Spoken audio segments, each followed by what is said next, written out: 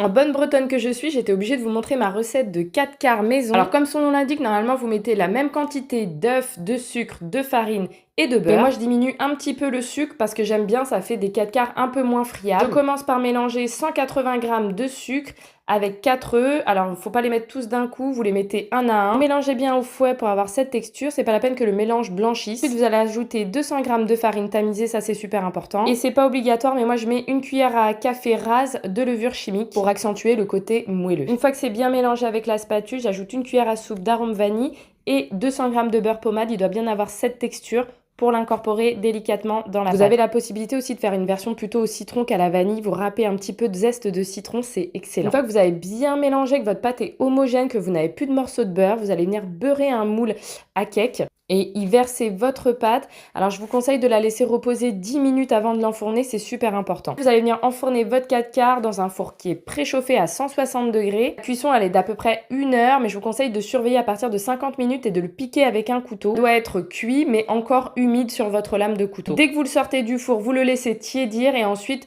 vous le sortez de son moule et vous l'emballez dans du papier aluminium. Secret en fait pour garder l'humidité. Vous attendez par contre que ce soit complètement refroidi pour le couper. Chacun son truc, moi j'adore déguster ça avec un petit peu de beurre. C'est vraiment pas une recette compliquée, au contraire elle est hyper simple si vous suivez bien toutes les étapes que je vous donne et les quantités. Là vous faites vos petits goûters vous-même maison, vous allez vous régaler et vos enfants aussi. Et si c'est pas déjà fait, abonne-toi! Mais non, ma fille, je suis occupée là, je fais quelque chose.